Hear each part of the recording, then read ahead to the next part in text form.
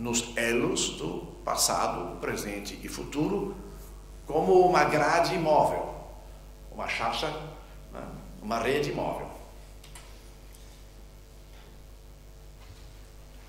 Quem está por trás de toda esta reflexão é um professor alemão que já foi citado aqui já um par de vezes, o professor Jörn Rüsen, que, a partir da experiência que produziu nas reflexões e que submeteu a sua obra, em Curitiba, no Brasil, ele não pôde estar nem em Braga, nem na Rábida, mas também na China e na África do Sul, refundiu, no final do ano passado, a sua obra principal, da qual logo falarei, neste livro, que eu estou traduzindo para o português, e que se chama Teoria da História, que retoma uma reflexão enriquecida pela experiência da construção da consciência histórica em jovens, mas também em menos jovens de escolaridade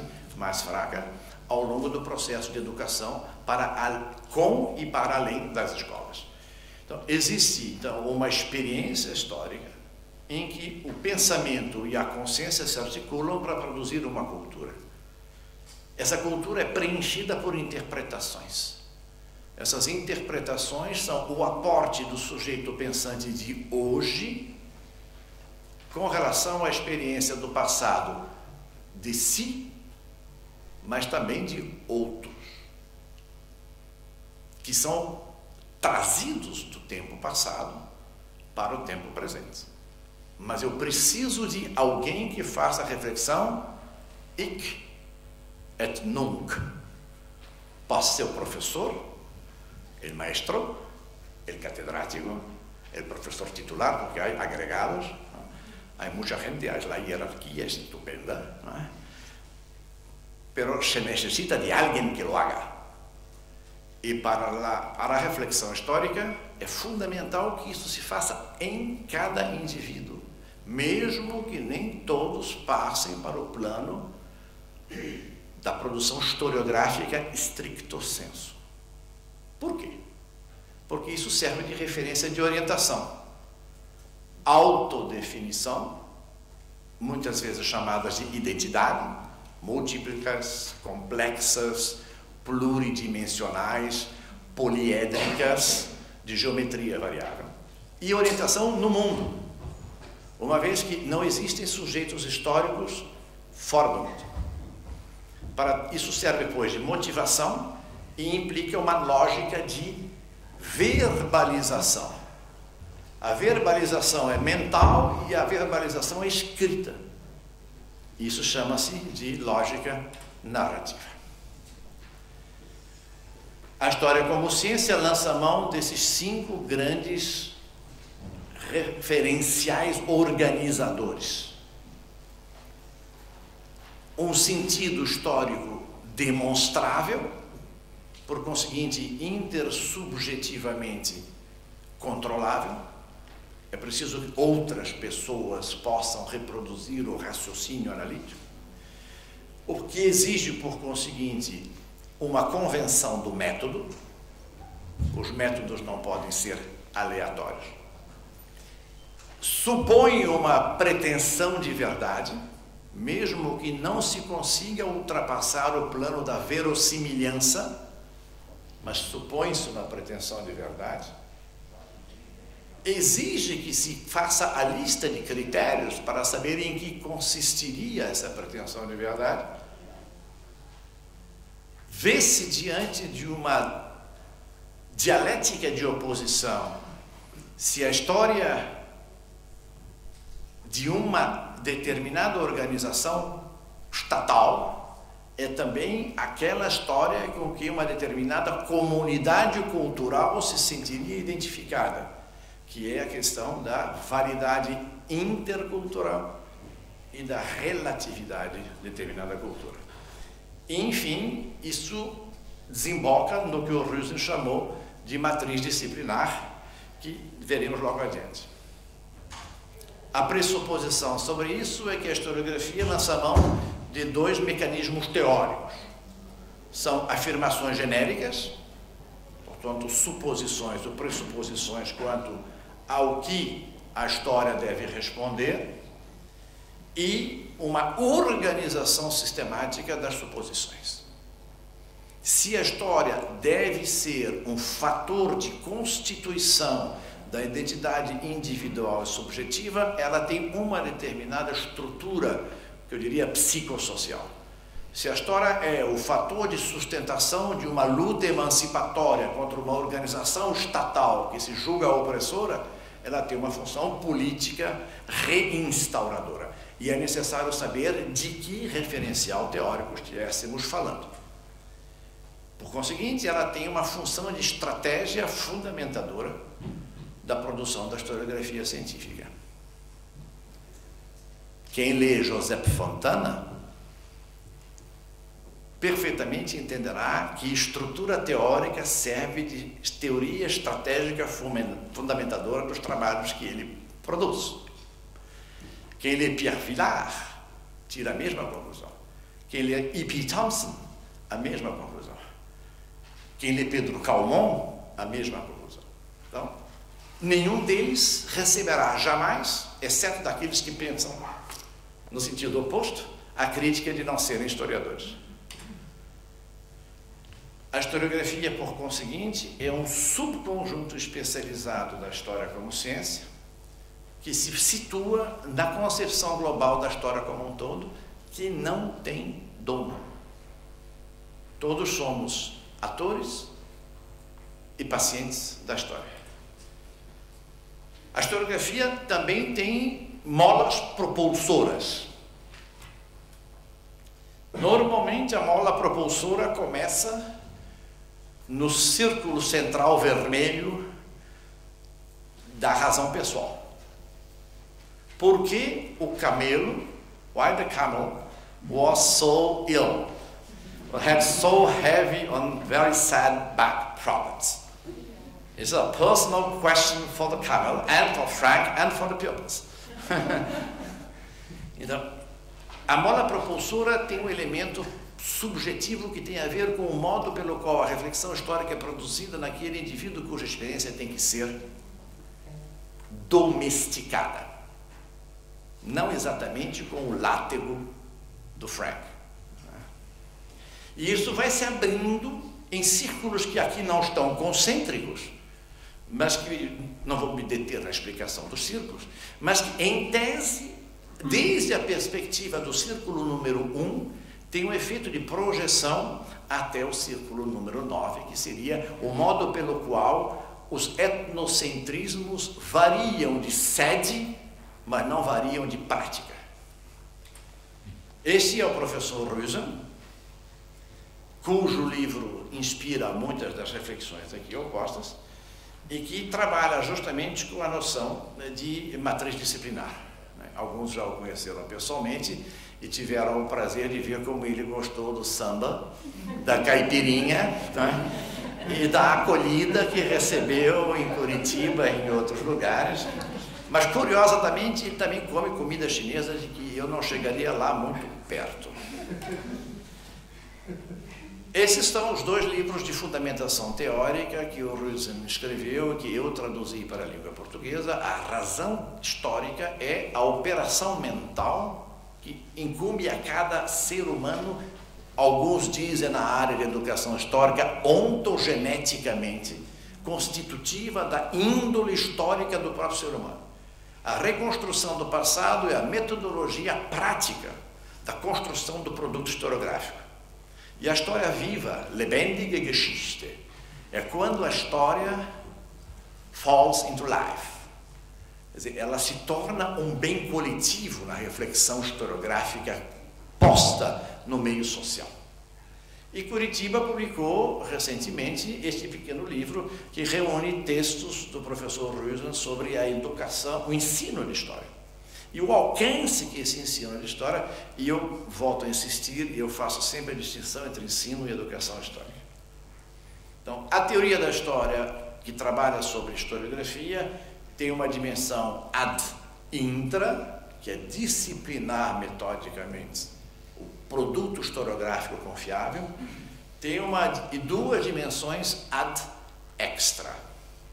Uma é um diálogo entre as disciplinas que porventura sejam necessárias utilizar, como por exemplo, e frequentemente, a etnologia ou a antropologia. Se nós pensarmos no conflito interpretativo entre Braudel e Lévi-Strauss, por exemplo, não é? E depois, mais recente, na moda de Clifford Geertz. E uma dimensão transdisciplinar, porque o produto historiográfico migra para ser examinado e lido por outrem. Os maiores institutos de estudos chamados Fernand Braudel pelo mundo não são institutos de história, são institutos de econometria e de gestão de política econômica e financeira. Essa é a versão da matriz disciplinar com as suas 3 maiores composições. A parte inferior diz respeito a all day life. É onde se tem o ponto inicial no a vida prática. Quando se sobe para a parte superior, tem-se a versão aplicada da dimensão ad intra. Ou seja, referências interpretativas, métodos de trabalho e, em seguida, formas de apresentação, ou seja, maneiras de redigir narrativamente o resultado, que, por sua vez, voltam à vida prática em termos de função disponível, por assim dizer, no mercado. Complicou, tornou-se mais complexa a versão atual, que está no alemão elementar, óbvio que todos podem entender assim, at first sight, não é? Que ganhou a lógica interna no centro, né, da projeção, aqui é aproximadamente a mesma. Ganhou o princípio do sentido histórico aqui no meio, que a historiografia tem que fazer sentido para o autor e para o leitor, para o ouvinte. É interessante porque na tradição ocidental, tanto cristã como judaica como muçulmana, que são características socio-religiosas muito fortes, ouvir a palavra é muito importante. Então, o processo de ouvir supõe que haja uma captura de sentido.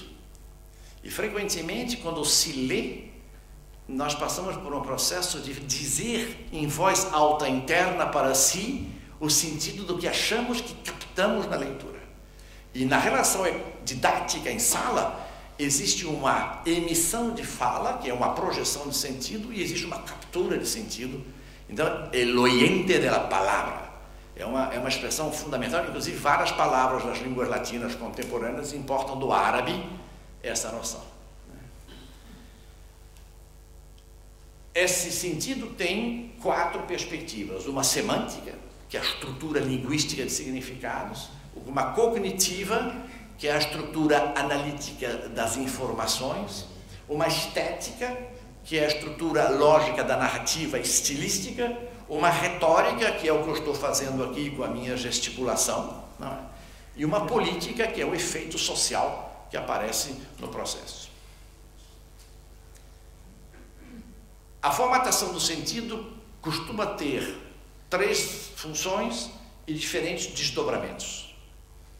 Precisa de conteúdo, sobre o que, de outra forma, não há referência.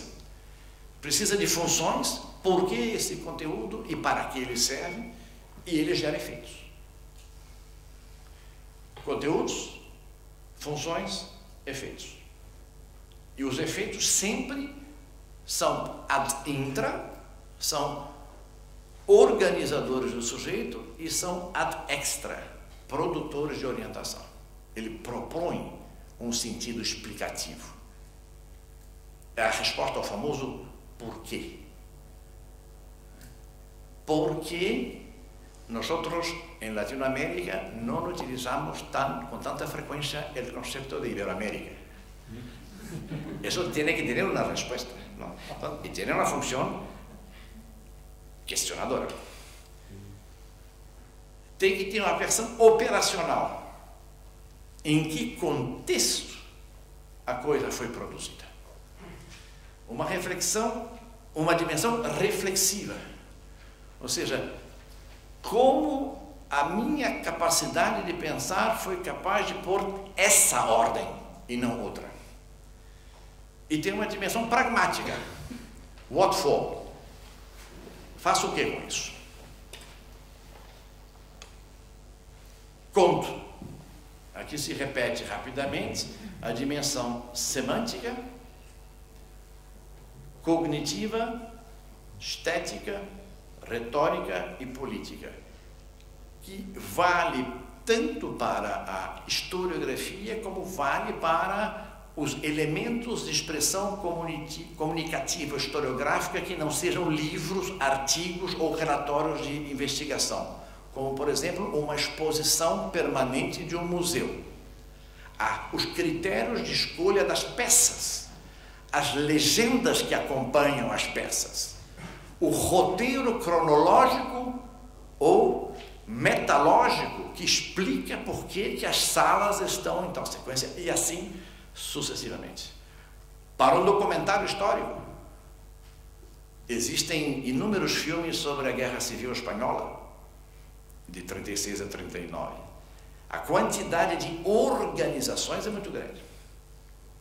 A interpretação que essas coisas supõem tem diferentes la Inquisición, por quemada ya apenas 5 minutos. Todavía no, y ahora sí. Interpretações tem 7 tipos: retrospectiva, mira hacia el pasado; perspectiva, mira, no está escrito así, mira hacia el futuro; seletiva, organiza as matérias e deixa matérias de fora; sequencial, assegura continuidade; particular, reconhece o caráter fragmentário e, por conseguinte, rompido, há rupturas; comunicativa, uma história se conecta com outras. Não se consegue fazer uma história desconectada. E argumentativa, na medida em que for historiográfica, porque necessita ter uma demonstração. A memória é fundamental nas suas diferentes formas como fonte. A memória escrita, a memória oral, a memória visual. Então, há uma série de conexões entre o papel da memória e a sua transposição para a historiografia. Frequentemente, a memória familiar de um grupo é mais forte e influente do que o livro-texto de história na sala de aula. Como eu falei que nós necessitamos de ter presente que existe uma aspiração à verdade, então existem verdades diferentes. Científica, que é o controle teórico-metodológico, que despersonaliza a dimensão demonstrativa.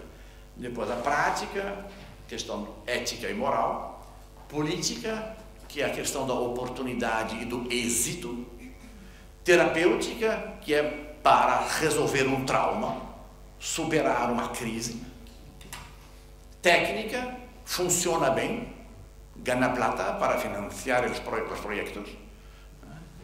Se diz o que se quer ouvir. Estratégica e polêmica, providencia uma revolução de bolsillo para ganhar algum tipo de solução dos problemas, independência ou morte. Estética, a sedução, a conversa envolvente. Retórica, que vai junto com a estética. E, enfim, um elemento contemporâneo importante, que é a verdade religiosa, que tornou-se mais séria, notadamente nas regiões de sociedades multiculturais com quistos encastelados. Pode-se articular, então, as dimensões com os fundamentos antropológicos e os critérios dominantes no sentido.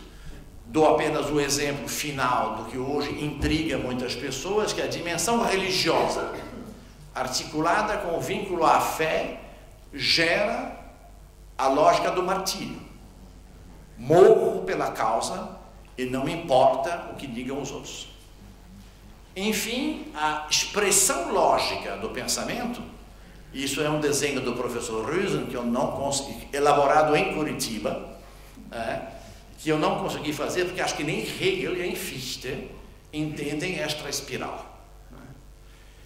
É a tipologia da narrativa normal, quanto da tipologia historiográfica, que tem uma dimensão tradicional, em que prevalece a inércia dos costumes, uma dimensão exemplar, em que prevalece o caráter moral da cópia do bom comportamento, e uma dimensão genética, que prevalece a hierarquia da dependência social, econômica, religiosa, familiar. E a capacidade de não se deixar prender por nenhum desses espartilhos, desses carcans, é manter o espírito crítico, que só se consegue elaborar na pesquisa metodicamente regulada e na capacidade de os alunos trabalharem com autonomia e não com sistema de cópias. O resultado pode ser esse.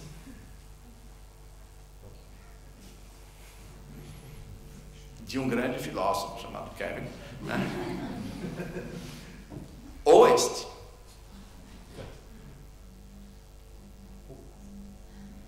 Muito obrigado.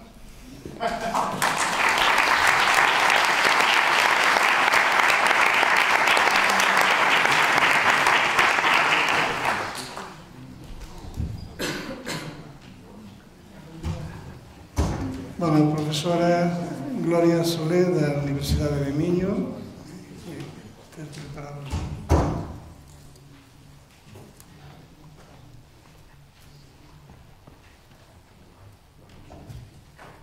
Muito boa tarde. Quero começar por agradecer. Muito boa tarde. Começarei então por agradecer à organização o convite para poder participar deste encontro das 13ª Jornadas do Congresso Internacional, das 13ª Jornadas, e é com muito gosto que estou aqui, juntamente com os meus colegas, dar algum contributo também ao nível da investigação que desenvolvemos em Portugal, na Universidade do Minho, no âmbito da educação histórica. Numa breve apresentação, eu sou professora de educação básica, na formação de professores desde o pré-escolar ao ensino primário e básico. Leciono também um conjunto de disciplinas variadas, desde história a didática, ou seja, toda a contribuição em termos de formação histórica, quer ao nível científico, quer didático, acaba por estar a meu cargo. Ou seja, tenho uma missão muito ampla ao nível da formação de professores, ao nível da universidade. Começarei então por destacar o título da minha intervenção. Como é óbvio, eu dedico-me à investigação ligada ao ensino e à aprendizagem da história com crianças, tentar perceber o pensamento das crianças e, com base no desenvolvimento desse pensamento, também contribuir para uma melhor formação dos professores nessa área. Por isso, irei-me dedicar, então, nesta comunicação, a fazer uma apresentação do estudo que desenvolvi no âmbito também do meu doutoramento, relacionado com a compreensão do tempo e do tempo histórico pelas crianças. E, no fundo, trata-se de um estudo de caso que desenvolvi com crianças do ensino primário. Para destacar um pouco esta investigação, como eu já referi, foi desenvolvida numa escola em Portugal, no norte de Portugal, em Braga concretamente, e visamos então, com esta investigação, procurar analisar o desenvolvimento do conceito de tempo e de compreensão histórica nas crianças do primeiro ciclo, que corresponde ao ensino primário, e fundamentar, a partir daqui também, a utilização de algumas estratégias pedagógicas para esse desenvolvimento. Falou-se ainda hoje, na parte da manhã, da importância de perceber o que é que pensam os nossos jovens e que conhecimentos têm ao nível da história, e é fundamental também destacar os anos iniciais, porque muitas dificuldades que as crianças têm e os jovens sentem resulta de todo o processo de aprendizagem, e daí que uma boa formação ao nível dos primeiros anos é essencial. Eu venho falar um bocadinho sobre isso também. Por isso, numa primeira parte, ao nível da formação, apresento também alguns dados ao nível da revisão de literatura sobre estas questões ligadas ao conceito de tempo e da compreensão temporal por parte das crianças, porque é bastante polémico e existem bastantes paradigmas nesse sentido. E depois, numa segunda parte, irei então focar-me no meu estudo de caráter longitudinal. Por isso, destaco a particularidade deste estudo, comparativamente a outros, porque é um estudo longitudinal. Acompanhei estes alunos ao longo de 2 anos, alunos desde o primeiro ao 4º ano, o que dá uma perspectiva muito complexa e com alguma outra visão dos estudos mais parcelares. Ao nível da compreensão e de alguns desses paradigmas, destaco também alguns estudos que abordam de forma sistemática esta problemática da compreensão dos conceitos de tempo e sua articulação com a compreensão histórica, nomeadamente a síntese elaborada por Turton e Vauclise e por Tonnen e Ayren mais recentemente. Então, ao nível da questão relacionada com os conceitos de tempo, porque é fundamental, ao nível da história, perceber a compreensão do tempo que as crianças têm e como é que ela se relaciona depois com a compreensão histórica. Turton e Vauclise procuraram, então, relacionar esta articulação entre o tempo e a aprendizagem da história e definem 3 tipos de tempo que é preciso ter em conta e que estão interrelacionados. Por um lado, a questão do tempo do relógio, do tempo do calendário e do tempo histórico. No fundo, estes autores abordam a inter-relação que existe ao nível da compreensão do tempo, por um lado, do sistema convencional de medição do tempo, relacionado com o calendário, e depois a transposição desses requisitos ao nível da compreensão temporal para a compreensão histórica. É fundamental essa aprendizagem, esse desenvolvimento de forma gradual.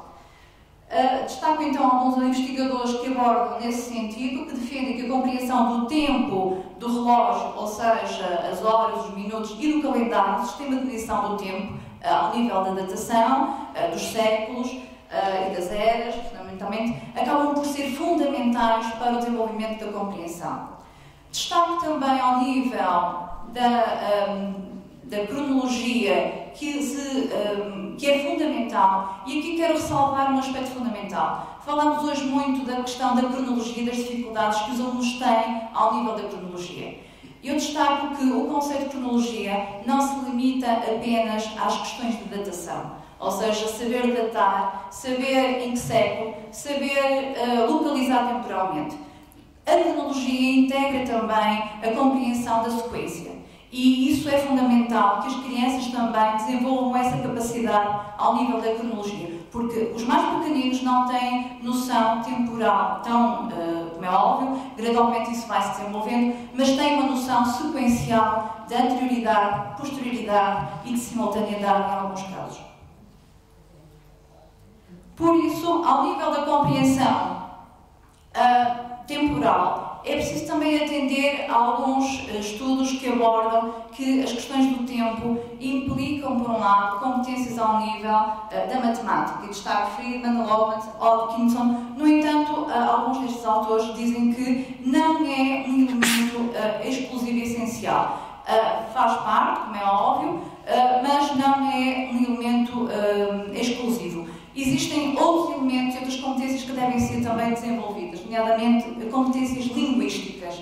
E ao nível das competências linguísticas, a importância do vocabulário temporal, a linguagem temporal, também o domínio dos tempos verbais, os advérbios de tempo, os conectores de linguagem, são fatores decisivos ao nível da compreensão temporal, principalmente pelos mais novos, quando analisamos a própria concepção de tempo que eles nos apresentam. Passando agora, propriamente, ao estudo e em que medida é que poderemos então compreender como é que as crianças percepcionam o tempo e o articulam também com a compreensão histórica.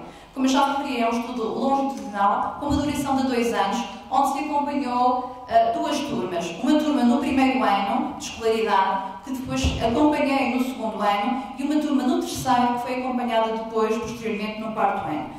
Eu própria, como investigadora, fui professora, ou seja, decidi ir para o terreno, porque é essencial o investigador conhecer o seu contexto e estar inserida no meio para tentar percepcionar de forma clara e intervir. Fiz através de várias intervenções juntamente com estas crianças. Todas as semanas eu fazia 1 a 2 intervenções nestas turmas. O estudo é muito amplo, eu vou só me focar numa pequena parte do estudo, centrada nas entrevistas que realizei com estes alunos ao longo do estudo. Foram então desenvolvidas entrevistas semi-estruturadas aos alunos no início e no final de cada ano. Foi estabelecido um protocolo que integrou 2 componentes, por um lado relacionadas com sequencialização de imagens, para perceber ao nível da cronologia essas concepções, e justificação da sua ordenação, porque é que os colocava dessa maneira. Questões também foram colocadas que não são aqui analisadas, ao nível da noção de história, de passado e da aprendizagem da história. Como eu já disse, uma outra componente dessa investigação foi a implementação de várias intervenções ao longo dos 2 anos, relacionadas com múltiplas estratégias e intervenções relacionadas com a utilização e exploração de fontes icónicas, fontes textuais, narrativas, a utilização de objetos, linhas de tempo, ou seja, estratégias muito diversificadas que permitiram desenvolver todo um processo ao longo da compreensão e do desenvolvimento cognitivo nestas crianças durante os tais 2 anos. Por isso, através, com objetivos destas entrevistas, procurou-se então averiguar nestes alunos as mudanças na compreensão temporal, porque quando se faz um recorte único, essa está muito limitada. Ou seja, que concepções é que eles tinham inicialmente e o que é que, ao fim dos 2 anos, isso se processou em termos de mudança. Alunos as mudanças a nível da compreensão temporal e a evolução e a mudança dessas concepções após os 2 anos. Pretendeu-se também analisar o que conhecem sobre história e como percepcionam as mudanças ao longo do tempo. Já falei um bocadinho sobre isto.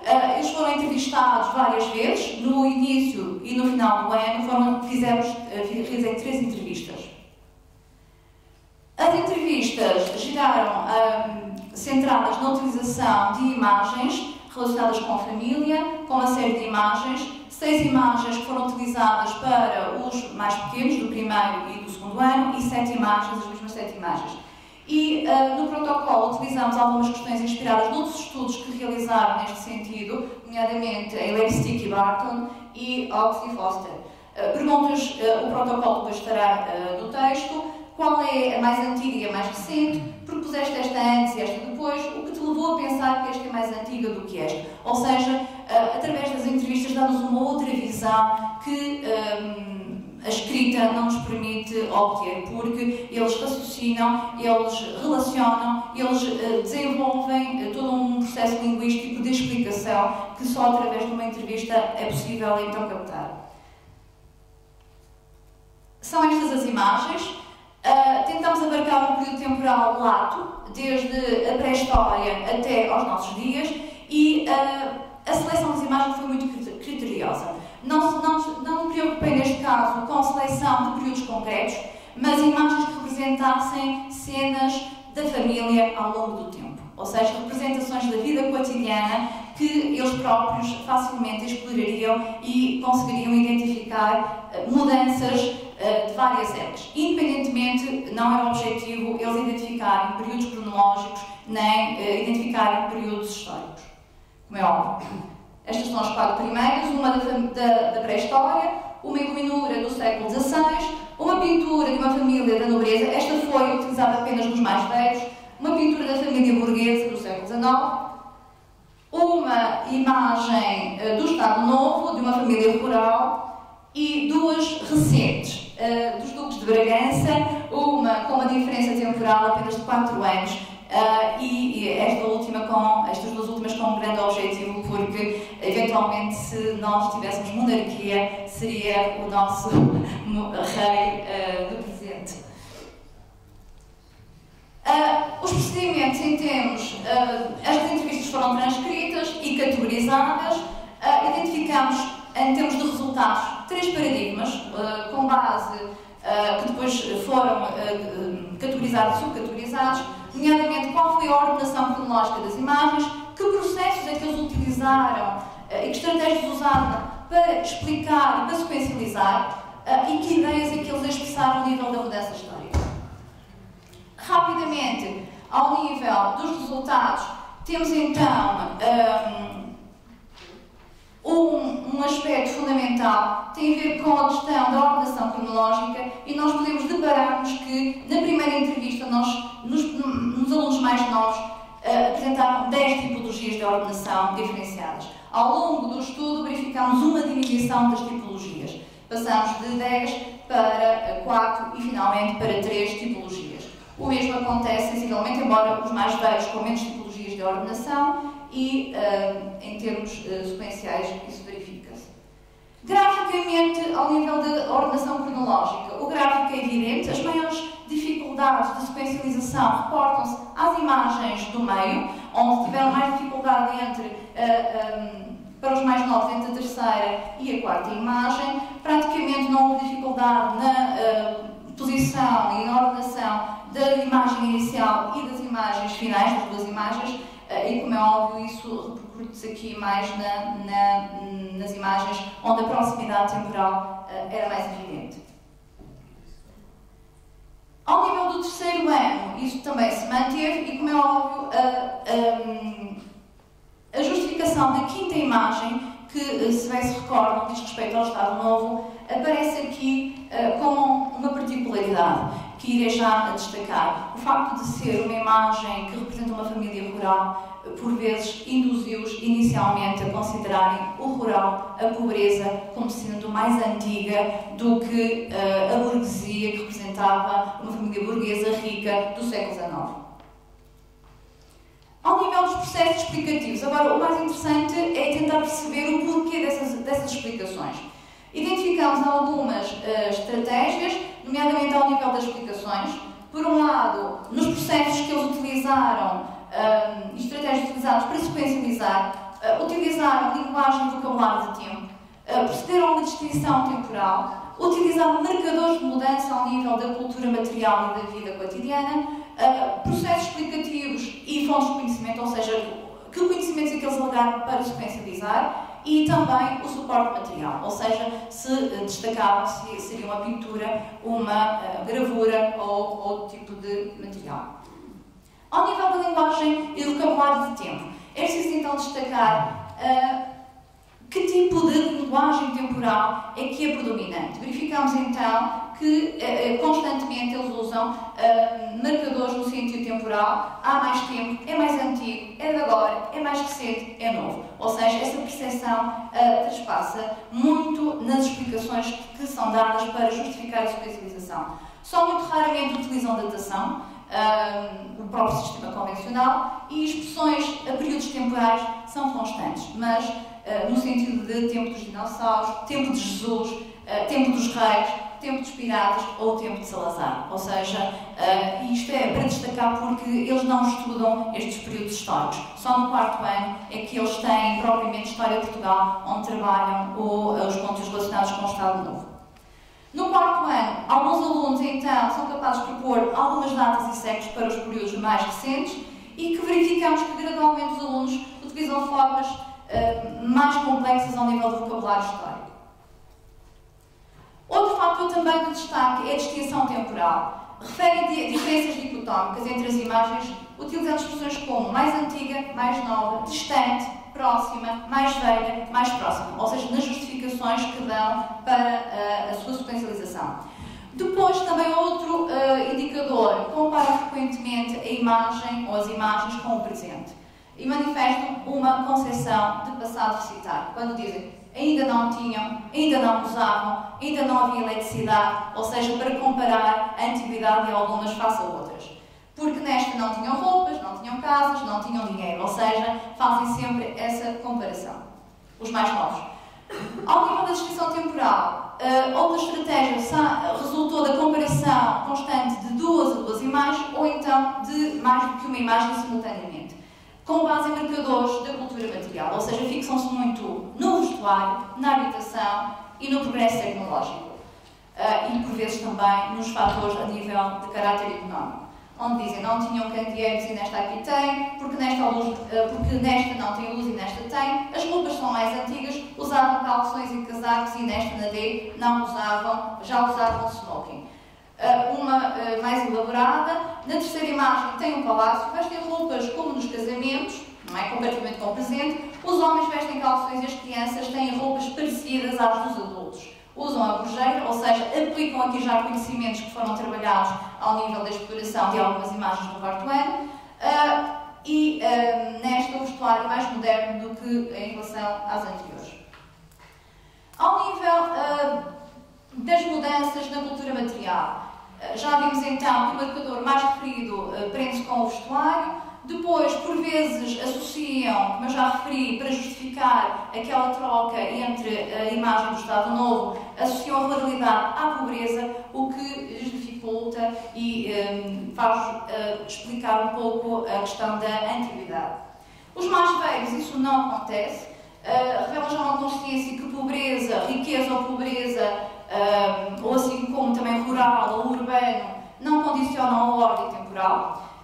Podem coexistir em várias épocas e isso transpassa nas explicações que eles dão. Ao nível dos processos explicativos das fontes de conhecimento, nós verificamos que os mais novos têm uma preocupação apenas em descrever aquilo que veem, contextos narrativos, meramente descritivos, uma aplicação mais de caráter genérico ao nível dos conhecimentos adquiridos em vários contextos. E aqui é preciso destacar que remetem nas explicações muito dos conhecimentos informais que detêm, através dos mídias, através da família, mas também, por exemplo, ao nível da catequese. Os mais novos reportam-se muitas vezes a conhecimentos nesse âmbito.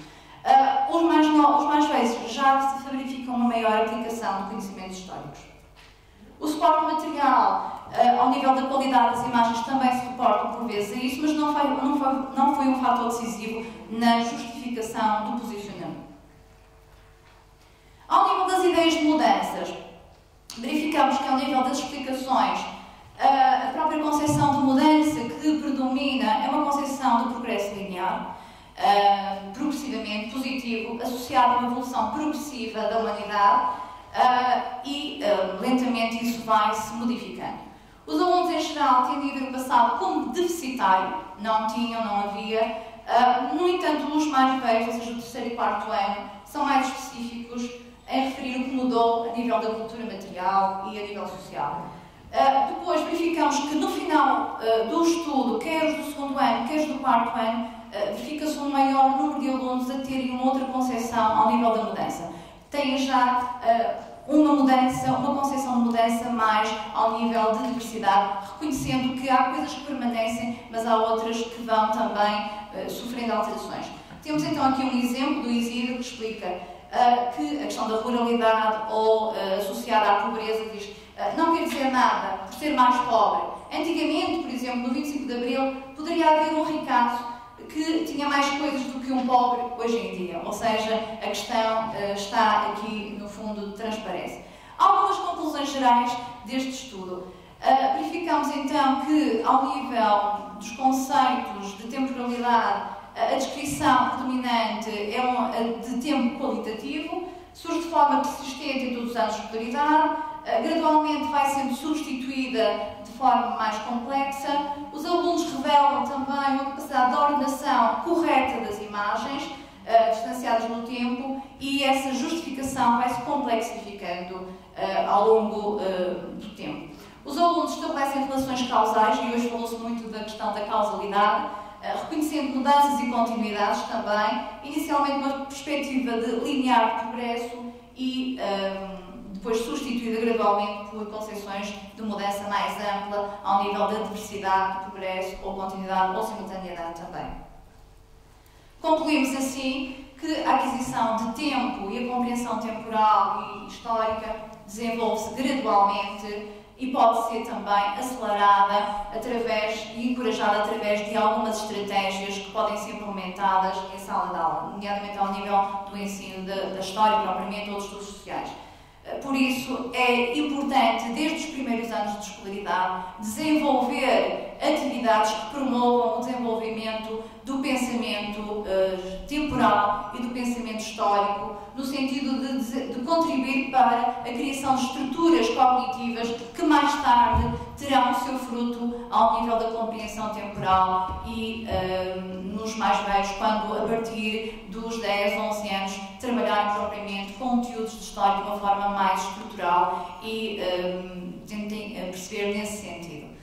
Será então, no fundo, essa mensagem que quero transmitir. É importante desde os mais novos, desde o pré-escolar, e há trabalho já desenvolvido neste sentido, trabalhar com as crianças no pré-escolar esta questão da temporalidade ao nível da sequencialização, da discussão, da argumentação, da explicação e das relações causais que eles possam promover, explorando fontes mesmo com os mais pequenos. É importante mostrar-lhes, é importante discutir-lhes e mostrar este tipo de fontes visuais também com as crianças mais pequenas, que lhes permite desenvolver esse pensamento crítico, reflexivo e argumentativo. Muito obrigada.